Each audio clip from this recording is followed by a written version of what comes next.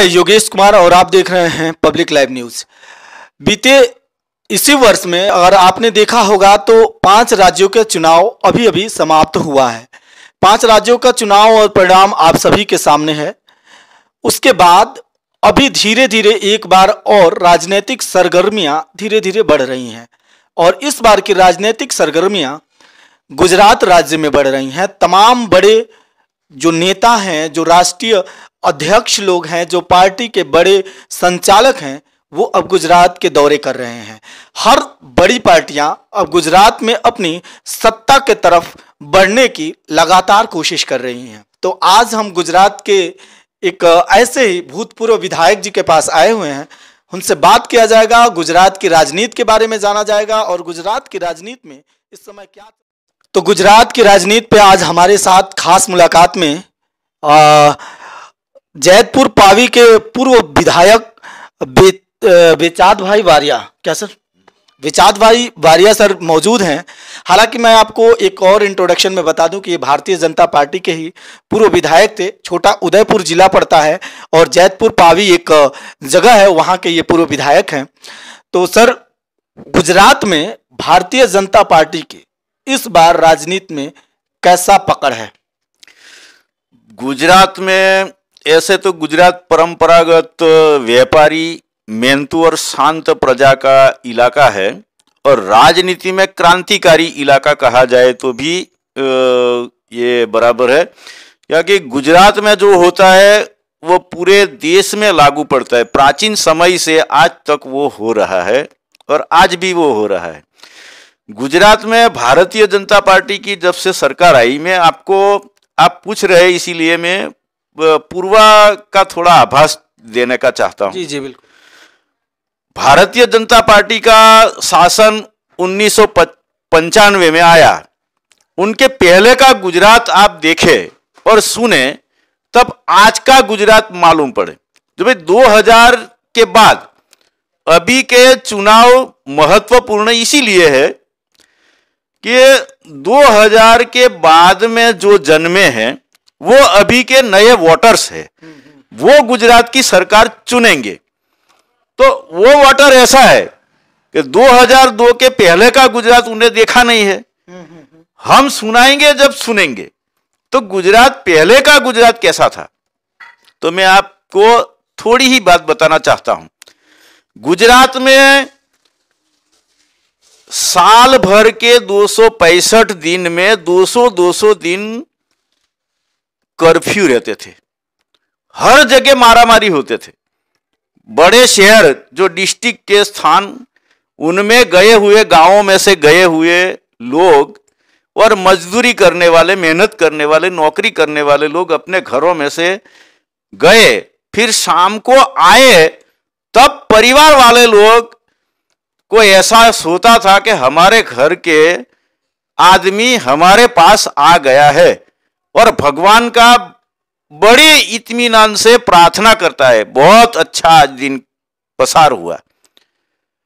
कभी किसका कहां मर्डर हो जाए उसकी गारंटी नहीं थी।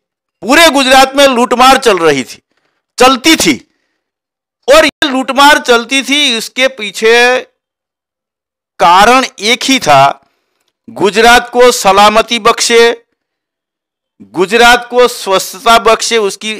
उसकी तैयारी राजनीतिक स्तर पर पुराने शासकों के मन में इच्छा शक्ति नहीं थी। और 2002 के बाद में जन्मे हुए हैं नए वोटर्स है, युवा लोग हैं, उसने तो 1955 से 55 से जो यहां भारतीय जनता पार्टी का राज है, तो जो प्रगतिशील काम हुए हैं वो नए वोटर्स ने वो देखे हैं। गुजरात के रोड, रास्ते, एसटी में सवलत, हॉस्पिटलाइज, शिक्षण।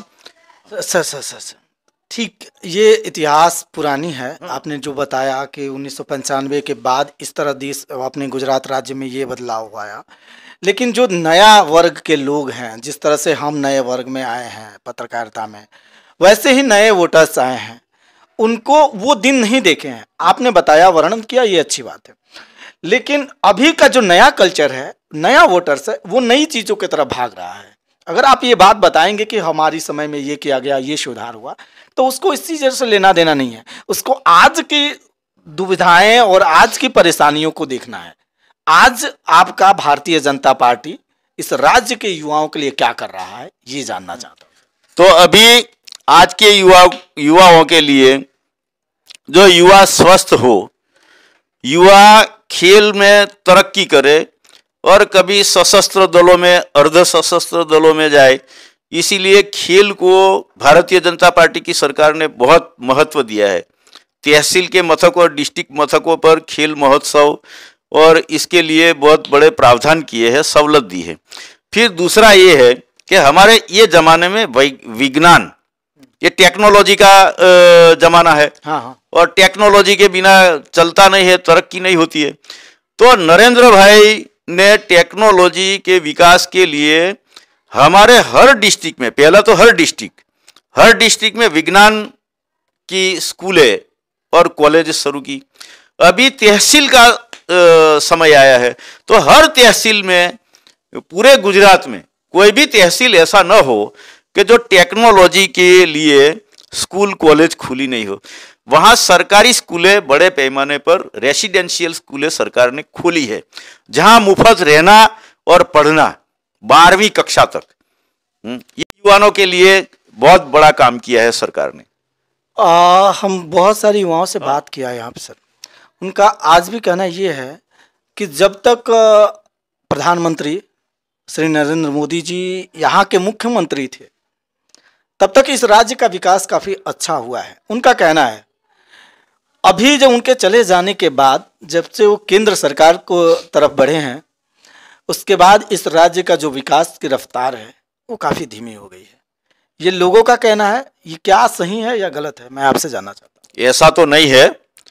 नरेंद्र भाई गए, बाद में जो अधूरे काम थे, आप देखते हैं सरदार सरोवर की बात, वो उनकी गेट बैठाने की, ऊंचाई पूरी बढ़ाकर पूरी करने की, तो नरेंद्र भाई ने तो जो किया सो किया, आप जग जाहिर है, पूरी दुनिया जानती है नरेंद्र भाई ने गुजरात में क्या किया।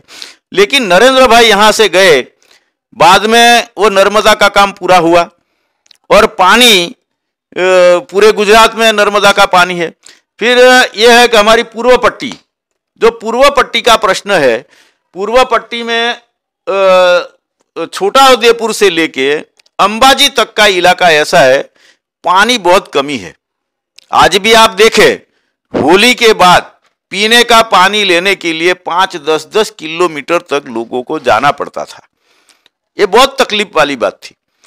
तो अभी हाफेश्वर योजना, हमारे यहाँ नर्मदा मैया हमारे वहाँ से कवाट से गुजरती है, छोटा उदयपुर डिस्ट्रिक्ट से, वहाँ हाफेश्वर नाम का एक तीर्थ स्थान है, वहाँ स्ट्रक्चर बना के, गैप निकाल के वहाँ से पानी बहाया। अभी आप देखो पूर्व पट्टी में जाओ, छोटा उदयपुर से लेके अंबाजी तक के 5-6 डिस्ट्रिक्ट जो है उनके तहसील है, पूरे गांवों, 3000 गांव गुजरात के, 3000 गांव में जहां भी जाओ आप, वहां खुदाई चल रही हो आप देखेंगे। और पाइप, जो पानी जाने के लिए जो पाइप है, बड़े बड़े पाइप, छोटे पाइप से छोटे घर तक पानी जाने वाली पाइप, गांव में जाने वाली पाइप, गांव में बड़ी पाइप से हापेश्वर लेन से जाने वाली, संप में जाने वाली बड़ी पाइप, ये सभी जगह आप काम देख सकते हैं। 12,000 करोड़ रुपया का काम। सर, पानी की अगर आपने बात किया, सौराष्ट्र की तरफ अभी भी बहुत ऐसी जगह हैं जहां आज भी महिलाएं अपने पानी की व्यवस्था के लिए इस समय गर्मियों के सीजन में 5-5 किलोमीटर पैदल चल के, उसके बाद कुआं से पानी निकाल के बच्चे और महिलाएं लेके आती हैं, तो आज भी पीती हैं। इसके लिए प्रॉपर सरकार ने एक जल मंत्रालय भी गठित किया, लेकिन अभी तक उस चीज़ को सॉर्ट आउट नहीं हो पाया है। आज भी जल का समस्याएं ऐसे के ऐसे ही हैं, लोग तमाम आप भी जानते होंगे, और ये गुजरात की रिपोर्ट है, आए दिन मैं पढ़ता हूँ और आए दिन न्यूज़पेपर में ये चीज़ें आती हैं।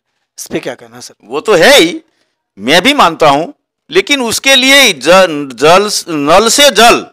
नल से जल का कार्यक्रम सरकार ने बनाया। मैंने आपको बोला ना, हर घर जल, पूरा इलाके में ऐसा था। तो अभी तो काम चल रहा है, 12,000 करोड़ रुपया का काम पूर्व पट्टी में चल रहा है।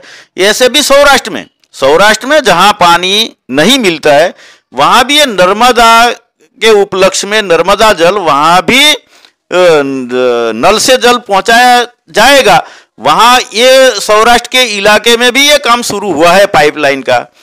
तो अभी चुनाव आने के पहले हर घर में नल से पानी देने की ठान ली है गुजरात सरकार ने। चुनावी वादे तो नहीं रह जाएंगे ना, नहीं, ये नहीं, नहीं। कंप्लीटली होगा।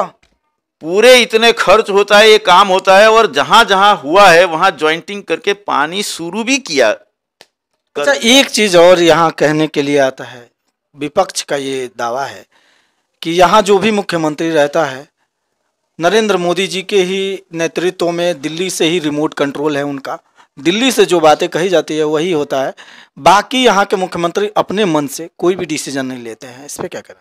नहीं, ऐसा तो कुछ नहीं है, लेकिन हर राजनीति और हर पार्टी में होता है कि जो बड़ा नेता है, अपने घर में भी हम कुटुंब परिवार वाले लोग हैं, हम जानते हैं ये हम 10 सभासद हैं कुटुंब में, तो सबसे बड़ा जो है आदमी, उनको सलाह मशवरा तो हम करते हैं। तो उनको देश के लिए तो नेतृत्व भेज दिया गया ना, देश के, अब वो तो पूरी देश के मुख्यमंत्री हो गए ना, वो सॉरी प्रधानमंत्री हो गए। तो अभी जो राज्य के मुख्यमंत्री हैं, विपक्ष का कहना यही रहता है कि वो उनका रिमोट कंट्रोल उनके हाथ में। नहीं नहीं, वैसा नहीं है।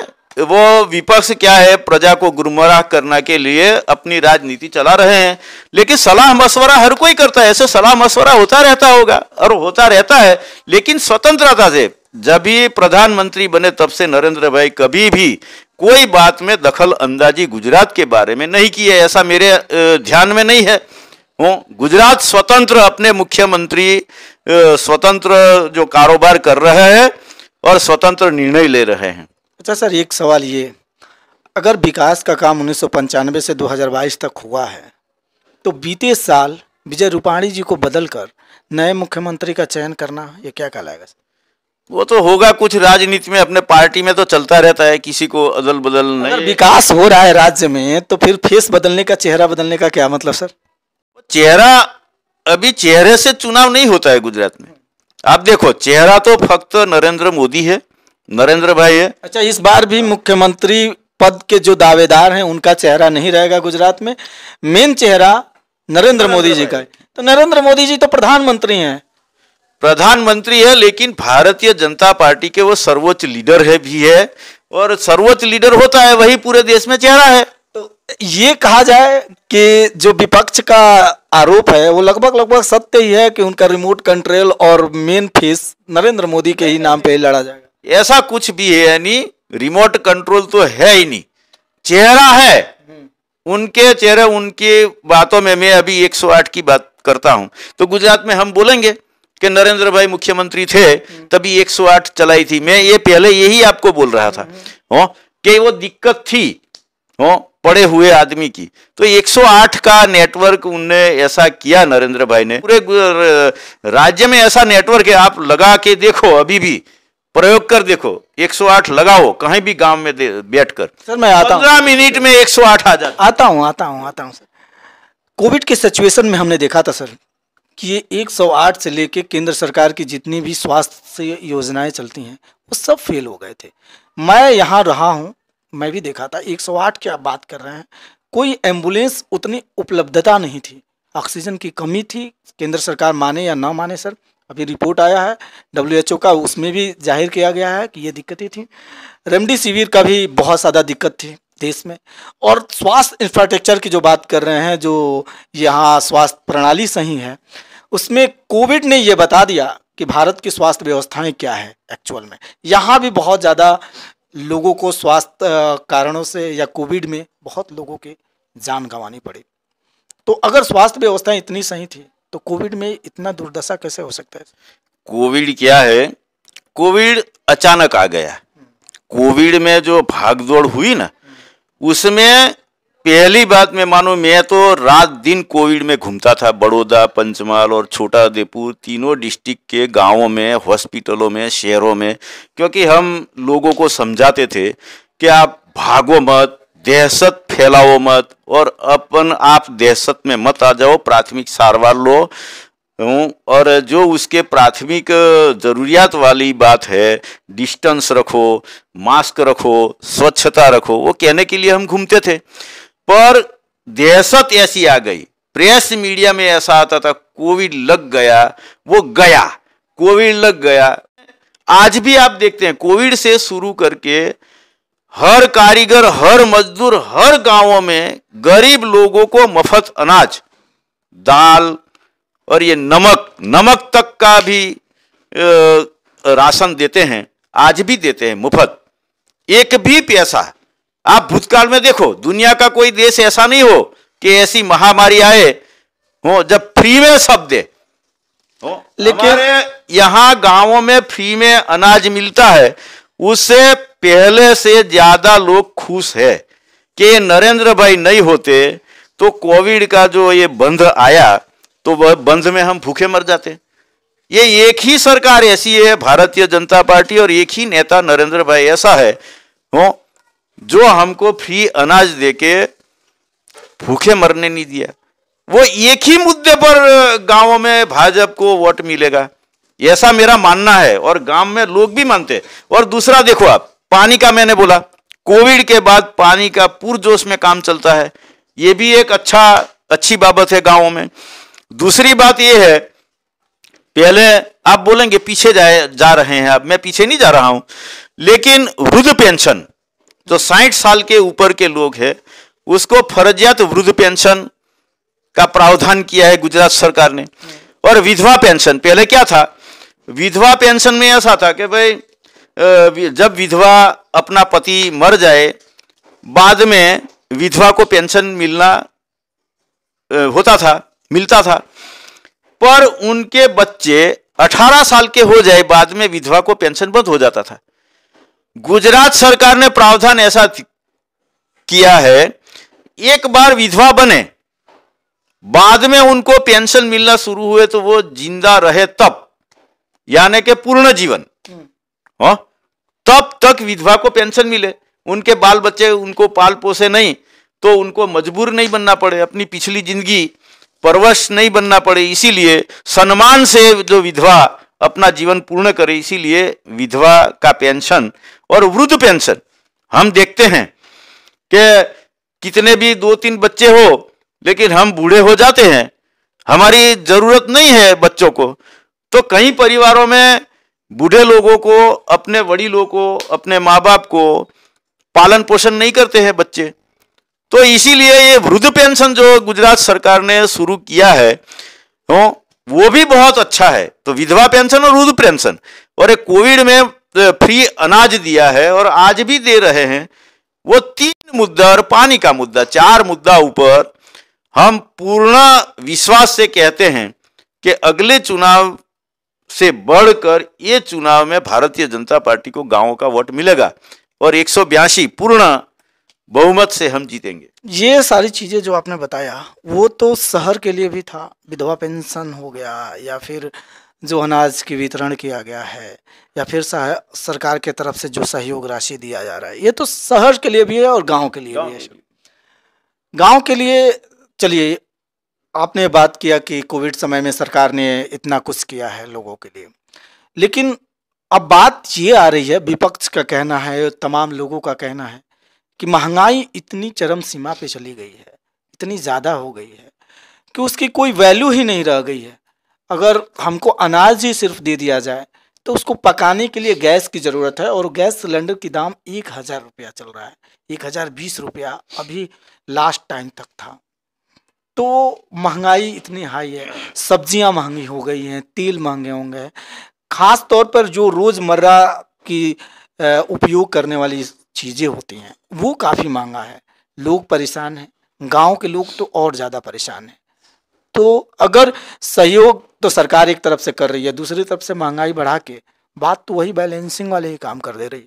नहीं, उसमें क्या है, गाँवों में दिक्कत नहीं है, गाँव के लोग खुश है, ज़्यादातर वोटर से गाँवों में है, गाँवों के लोग ये स्थिति है उसमें खुश है। क्या बात है, आप ये महंगाई की बात की, तो महंगाई की बात में क्या है, अभी आपको मैं बोलूं, गांव में मैं भी किसान हूं, हम सब्जियां पकाते हैं, यानी कैरी आम पकाते हैं, दूसरे फल है वो पकाते हैं, और ये हम क्या बोलते हैं, दाल तुअर है, मग है, अड़द है, हो, और चना है, वो सब पकाते हैं। तो पहले क्या होता था, बैलेंसिंग, अभी मोघवारी थोड़ी बड़ी है, वो मैं भी मानता हूं, लेकिन उनके बदले जो अनाज के भाव किसान को मिल रहा है उससे पूरे किसान खुश है। अभी देखो आप, कॉटन के भाव, पहले कॉटन के भाव थे 500 से मिलकर लास्ट में 800 रुपया मिलते थे 20 किलो। जी जी। तो किसान की इतनी हालत खास्ता हो जाती थी कि अपने दवा दारू के और खेत के पैसे निकाल नहीं सकते थे। अभी कॉटन के भाव आप देखो, बड़े हैं और बड़े हैं, इतने बड़े हैं कि अभी कहां भी आप गांव में किसान को जाके बोलो कि भाई कॉटन में क्या है, तो कि बहुत अच्छा है, ये सरकार ने बहुत अच्छा किया है। मूंगफली के बारे में भी आप पूछो तो बोलेंगे मूंगफली के भाव, अभी हमारे यहाँ तो इलाके में अभी मूंगफली निकल रही है, किसान वो निकल रहे हैं, तो व्यापारी भी जाते हैं खेतों में, व्यापारियों से ज्यादा टीका का भाव जो डिक्लेयर किया है गवर्नमेंट ने, उसमें भी अच्छा भाव मिलता है। तो जो मिलना चाहिए, अभी पहले तो क्या है, कोई गैस और ये गैस की बात आप बोल रहे हैं, तेल की बात बोल रहे हैं, वो सस्ता था, हाँ बराबर, एवरेज में था, मैं मानता हूं एवरेज में था, लेकिन किसानों और मजदूरों की हालत क्या थी, गांवों की हालत क्या थी, है? यानी एक तरफ आमदनी बढ़ाया जाए और एक तरफ महंगाई बढ़ा दिया जाए, तो बात तो बराबर ही है ना। महंगाई से ज्यादा आमदनी बढ़ी है। आपको मैं बोलूं, अभी तुअर, एक मूंगफली का भाव की बात मैं करता हूं, 500 रुपये, 300 रुपये, 500 रुपये में मूंगफली जाती थी, अभी 1000 रुपये में मूंगफली जाती है। तो ट्रांसपोर्टिंग खर्च भी तो बढ़ा हुआ है ना सर। वो तो बढ़ेगा, वो दूसरी बात है। ये बताइए, लेकिन किसान को 1000 रुपया किसान को मिलता है, 500 रुपये में पड़तर होती है, 1000 रुपया किसान को मिलता है, 500 रुपया ज्यादा किसान को मिलता है। किसान समृद्ध हुआ, किसान समृद्ध हुआ, उनसे गांवों का मजदूर भी समृद्ध हुआ, उनको मजदूरी ज्यादा मिलती है। मानता हूं कि भाव बढ़े हैं, उनके रेट किसानों को अच्छा दिया जा रहा है, लेकिन तेल जो उन्होंने, मूंगफली के दाम दोगुना मान लीजिए, दो उनको मिला, लेकिन तेल के दाम जो खा रहे हैं उनको भी तो दोगुना हो गया, तो बात तो लगभग बैलेंसिंग बराबर ही है। ऐसे नहीं है। अच्छा, बीते दिन पेट्रोल डीजल को कम किया गया है थोड़ा सा रेट पे, और आपकी ही पार्टी की यानी भारतीय जनता पार्टी की वित्त मंत्री साहब मैडम ने बोला था एक बार कि ये जो तेल के दाम है पेट्रोल और डीजल के, उसको कम करना हमारे हाथों में नहीं है, वो अंतर्राष्ट्रीय बाजार के ऊपर कम और ज़्यादा करना होता है। एक 9 रुपया पेट्रोल पे कम करना और 7 रुपया डीजल पे कम करना, अब किस तरह से उनके हाथों में ये चीज़ आ गया है। पहले तो उन्होंने बोला था कि हमारे हाथों में नहीं है, लेकिन क्या ये गुजरात के चुनाव को देख के किया जा रहा है, या ऐसा लग रहा है कि केंद्र सरकार में वाकई अब महंगाई बहुत ज़्यादा हो गई है और लोग इससे काफ़ी भारतीय जनता पार्टी से परेशान नजर आ रहे हैं? परेशानी की कोई बात नहीं है, लेकिन जभी आपने देखा होगा कि बाजार में चढ़ाव उतार तो होते रहते हैं और होने वाले हैं। ये तो हर रोज की प्रक्रिया है, बाजार की प्रक्रिया। तो कहाँ से कुछ ऐसा हो जाता है, रशिया से सस्ता तेल लाने की जो बातचीत चल रही थी, और वो हो जाता तो और ज्यादा सस्ता मिलता, लेकिन ये महंगाई घटी है पेट्रोल में, डीजल में, तो उसका कारण एक ही है कि सभी मुख्यमंत्रियों को, आप जानते हैं, जो वेट है वो सेंट्रल गवर्नमेंट की बात है, हाँ, लेकिन जो स्टेट गवर्नमेंट है वो अपना भी टैक्स लेते हैं हर जगह पर, तेल पर। तो हर स्टेटों के मुख्यमंत्रियों ने और प्रधानमंत्री ने बोला हर स्टेट के मुख्यमंत्रियों को कि भाई हम थोड़ा, क्योंकि ये तो है दो पैर हमारे में है, हमारे में कहावत है गुजराती गांवों में कि 2 डग हम चले 2 डग तुम चले और बीच में मिले। तो ये है स्टेट थोड़ा कम करे अपना टैक्स। तो ये बीच में क्यों नहीं निर्णय लिया गया सर, बीच में जब महंगाई एकदम बढ़ रही थी? ये प्रक्रिया है राज चलाने के लिए, देश चलाने के हर रोज की प्रक्रिया है। जहां जहां नजर में आता है कि भाई यहां ये करने की जरूरत है तो वो सरकार कर देती है। गुजरात में तो भारतीय जनता पार्टी के ही मुख्यमंत्री थे, केंद्र में भी भारतीय जनता पार्टी है, तो यहाँ तो लागू कर देना चाहिए था और पहले, क्योंकि गुजरात में भी अभी 106 रुपया 109 रुपया के आसपास पेट्रोल चल रहे थे, तो यहाँ तो कम से कम लोगों को राहत देना चाहिए था पहले। नहीं, तो सभी जगह की बात है, इसीलिए सभी जगह अभी लागू कर दिया है और अगले दिनों में जरूरत पड़ेगी तो विचार करके फिर भी महंगाई में कटौती ला जाएंगी। चलिए, ये आम लोगों की बात थी, अब थोड़ा पॉलिटिक्स पे आते हैं सर। अभी की समय में गुजरात में पिछली चुनाव में आपका डायरेक्ट सामना होता था कांग्रेस से। कांग्रेस आपकी मुख्य विपक्ष पार्टी थी। अभी के हाल में एक पार्टी है, कछुए की चाल में ही चल रही है, लेकिन धीरे धीरे अपनी सफलताओं के मंजिल तक पहुंचने का बहुत अच्छा तरीके से वो चलती है। आम आदमी पार्टी केजरीवाल जी का डीडीसी का चुनाव में हम लोगों ने रिजल्ट देखा, सूरत में काफ़ी अच्छा प्रदर्शन उन्होंने किया। अब वो धीरे धीरे गुजरात में अपने पैर पसार रहे हैं। क्या आपको लगता है कि इस बार के चुनाव में आपको दोनों तरफ से लड़ाई लड़नी पड़ेगी, कांग्रेस से भी और आम आदमी पार्टी से भी? तो लड़ाई में तो क्या है, लड़ाई होती है और लड़ाई शुरू हो जाए तो मैदान में कोई भी हो, एक हो, दो हो, चार हो, लड़ना पड़ता है। तो अगर कांग्रेस ने पिछली चुनाव में आपके बहुत करीब पहुंच गया था, तो क्या इस बार आम आदमी पार्टी भारतीय जनता पार्टी की सीटों को कम करेगी? आम आदमी पार्टी मैदान में आ जाए तो हम तो आज भी कहते हैं, पहले भी कहते थे, तो आम आदमी पार्टी के कार्यकर्ताओं को मैं बोलता हूं, आप जोर लगाओ और काम करो। ये आम आदमी पार्टी मैदान में आएगी तो सीधा साफ, मैं तो साफ रास्ता देखता हूं, आम आदमी पार्टी आएगी। हमारा तो कुछ बिगड़ने वाला नहीं है। जो भाजपा का वोटर्स है वो तो ऐसा की ऐसा है, जो बिगड़ेगा चिंता करने की जरूरत, आम आदमी की चिंता करने की जरूरत कांग्रेस वालों को है, कांग्रेस को जरूरत है। जो बिगाड़ेगी वो कांग्रेस का वोट बिगाड़ेगी तो कांग्रेस डाउन होगी। और इसीलिए ही हम बोलते हैं कि 182, अब की बार 182 से हम आएंगे। अच्छा, आपको लगता है कि इस बार आम आदमी पार्टी अगर कोई सीट में इधर उधर करती है या वोट अपने तरफ खींचती है तो वो कांग्रेस के वोटर्स को ही अपने तरफ ले पाएगी? साफ है, भारतीय जनता पार्टी को कोई प्रभाव नहीं पड़ने वाला है आम आदमी पार्टी के आने से। हाँ, भारतीय जनता पार्टी पर कोई प्रभाव पड़ने वाला नहीं।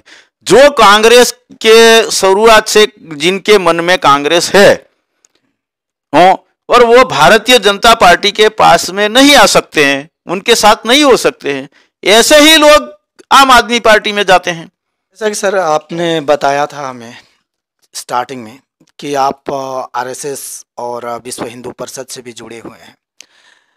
विपक्ष का कहना ये है कि इस समय देश में जो सांप्रदायिक माहौल और तनाव चल रहे हैं उसमें आरएसएस और भारतीय जनता पार्टी का बहुत बड़ा रोल है। इस पे क्या कहना? ऐसा रोल है, तनाव चल रहा है ऐसा नहीं है, आज तो बहुत अच्छा चल रहा है भारत में। जो तनाव पैदा कहां से हो रहा है मुझे मालूम नहीं, मैं भी ये कंफ्यूज हूं इस बारे में। लेकिन लांछन तो लगता है कि आरएसएस के लोगों का भी इसमें बहुत बड़ा है। वो लगाएंगे, लांछन लगाने वाले लगाते रहेंगे, लगाएंगे और है भी, मैं मानता हूं। लेकिन ऐसा कुछ नहीं है, क्योंकि आप देखो पिछले समय में, मैं पिछले समय की बात, एक कर्फ्यू की बात कर रहा था, तभी पूरे देश की यही हालत थी, गुजरात की यह हालत थी, तो पूरे देश में क्या सलामती नहीं थी। तभी जो सांप्रदायिक तनाव वो पैदा कर रहे थे, कौन कर रहे थे? आरएसएस। तभी तो भारतीय जनता पार्टी कोई चित्र में नहीं थी उस जमाने में, तभी आरएसएस को कोई पहचानता नहीं था, हमारे जैसे लोग पहचानते थे। तो ये तो क्या है कि अभी भारतीय जनता पार्टी की सरकार है, तो अभी जो सत्ता में वो करा रहा है। हाँ, ऐसा वो मानते हैं, लेकिन ऐसा नहीं, आप कह रहे हैं कि पिछली समय में जो सत्ता में सरकार थी वो भी ये कराती थी, और आज के समय में जो सत्ता में सरकार है क्या उनका भी? किसी के पर आक्षेप नहीं कर रहा हूं मैं, मेरा ऐसा कहना नहीं है। लेकिन जो गुंडे लोग थे पुराने जमाने में, उसके आश्रयदाता राजनीतिज्ञ थे। मैं आपको गुजरात की बात बोलूं ना, अभी भी तो राजनीति और दादाओं के नाम पर गांवों का और शहरों का नाम था वहां। ये इस दादा का इलाका इस दादाओं से चलता था, और मिनिस्टरों के घरों में दादा लोग बसते थे, रहते थे, ऐसा था। अभी ऐसा नहीं है, सांप्रदायिक की बात बोलते हैं, सांप्रदायिक तनाव है भी नहीं हो, और ऐसा कोई कुछ है। लेकिन लगातार हिंदू मुस्लिम चल रहे हैं, कहीं मस्जिदों को गिराने की बात आ रही है, मंदिर को वहाँ ये पुरानी जो इतिहास है उसको खगोलने की काम किया जा रहा है। तमाम मुसलमानों से मैंने बात किया, वो काफ़ी भयभीत नज़र आ रहे हैं। वो कह रहे हैं कि इस समय जो माहौल बना हुआ है वो काफ़ी दंगे टाइप में माहौल है, हम लोगों को अधिकार से छीना जा रहा है, संविधान में जो हमको अधिकार मिला हुआ है उसको अब अलग किया जा रहा है। तो वो उनके अंदर एक हलचल सा है, वो हलचल आखिर क्यों? वो उनके मन में और माहौल में हलचल नहीं होनी चाहिए, क्योंकि ये देश संविधान से चलता है। हाँ। और प्रधानमंत्री भी बोलता है कि भाई संविधान वो पहली बात है सरकार के लिए, और संविधान से हटकर हमको कुछ करना नहीं है। वो जो दहशत है उनके मन में, वो मैं भी कहीं जाता हूँ जाहिर में वहां बोलता हूँ कि भाई दहशत आपके मन में नहीं होनी चाहिए। और जो भी जो है इतिहास तो इतिहास ही है, कहाँ गिराया होगा और लिया होगा तो कोई बोलता होगा कि भाई ये हमारा था और इसने ले लिया था। अच्छा, जैसे कि आपका चैतपुरा हुआ और छोटा उदयपुर हुआ, ये आदिवासी बहुल क्षेत्र हैं, ज़्यादातर 80% के आसपास आदिवासी हैं जहाँ तक मेरी समझ है। वहाँ के जनता के लिए, आदिवासी लोगों के लिए आपकी सरकार या आप, हालांकि अभी आप सत्ता में नहीं हैं क्योंकि रिजर्वेशन सीट की वजह से आपको मौका नहीं मिला कि आप वहाँ चुनाव लड़े, तो आपके कार्यकाल में 2002 में आप हालांकि वहाँ के विधायक थे, उस समय आदिवासी क्षेत्र के लोगों के लिए क्या क्या कराया आपने, और इस समय जो आपके क्षेत्र के विधायक हैं या जो सरकार है वो आदिवासी क्षेत्रों के लिए क्या कर रही है, लोगों के लिए? अभी पूरे आदिवासी क्षेत्रों में मैंने पहला बोला था, पानी की जो दिक्कत थी वो दिक्कत दूर करने के लिए पूरे आदिवासी क्षेत्र में नल से जल की योजना चल रही है, वो ये बड़ा बहुत काम है। और दूसरी एक योजना, नरेंद्र भाई यहाँ मुख्यमंत्री थे, मैं भी तभी विधायक था, तभी आदिवासी क्षेत्र के लिए वन बंधु कल्याण योजना डिक्लेयर की थी। सिर्फ आदिवासियों के उत्कर्ष के लिए ये बजट के पैसे खर्च हुए, तो आज भी वो वन बंधु कल्याण योजना चल रही है। उसके तहत होता क्या है सर? उसके तहत में क्या है कि व्यक्तिगत जो विकास, व्यक्तिगत जो कारीगर है गांवों में, उनके लिए हथियार और पूर्ति, ये उनके पास जो कमी है वो आपूर्ति करने का काम ये वन बंधु कल्याण योजना से होता है। जहां आदिवासी क्षेत्रों में छात्रालय, रेसिडेंशियल स्कूल न हो तो रेसिडेंशियल स्कूल बनाना, बसें खरीदना, ये फिर ये दवाखाना, आरोग्य का काम है। 2002 की अगर स्कीम होगी तो अभी तक तो बहुत ज़्यादा काम होना चाहिए। बहुत सारा काम उनके हिसाब से होता है, वन बंधु कल्याण योजना के हिसाब से, और अभी भी चलता रहता है, अविरत है ये योजना है। तो क्या इस बार हम अनुमान लगा सकते हैं कि विचाद भाई दोबारा से इस बार फिर से एमएलए के नेतृत्व करेंगे अपने क्षेत्र के जनता के लिए? वो तो क्या है, हम राजनीति में पड़े हुए लोग, ऐसे हम कोई साधु संत तो है नहीं, बराबर, और राजनीति में पड़े हैं, प्रजा की सेवा में पड़े हैं, तो कभी समय आ जाएगा, ऐसा कोई मानने की जरूरत नहीं है कि हम लड़ेंगे ही और नेतृत्व करेंगे, एमएलए बनेंगे। तो रिजर्वेशन आ जाएगा, पार्टी बोलेगी कहीं कि या भाई यहाँ चुनाव लड़ना है तो लड़ूंगा, इच्छा तो है ही। हालांकि आप बहुत सक्रिय नेता हैं, लोग आपको तमाम कमेंट करते हैं कि आपके समय में अच्छा काम हुआ, तमाम लोग आप पे बहुत विश्वास जताते हैं, तो क्या उन लोगों के लिए आपकी पार्टी सोच के, आपके क्षेत्र में तो छोटा उदयपुर में रिजर्वेशन सीट है, अभी भी है शायद, इस बार भी अभी भी ऐसा है, हाँ, तो आपको क्या छोटा उदयपुर छोड़ के पार्टी ऐसा विचार कर सकती है कि कहीं दूसरे जगह से आपको जनता के लिए सेवा का एक बार और मौका दे?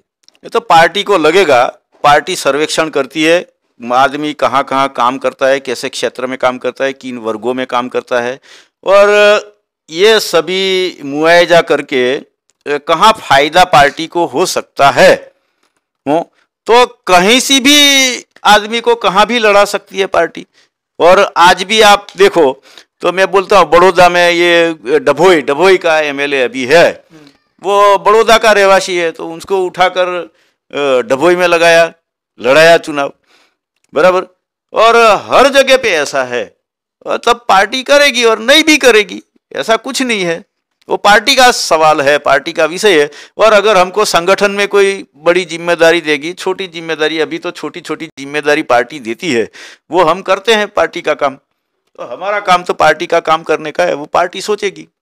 यानी ये अब कहा जा सकता है कि 1995 से लेकर 2027 तक भारतीय जनता पार्टी को एक बार फिर से गुजरात में सत्ता का जो कुर्सी है वो हासिल रहेगा। हाँ, 100% मैं बोलता हूँ 2022 भारतीय जनता पार्टी ही सत्ता में गुजरात में आएगी। अभी भारतीय जनता पार्टी के सिवा गुजरात में कोई भी पार्टी सत्ता में आए ऐसा माहौल नहीं है।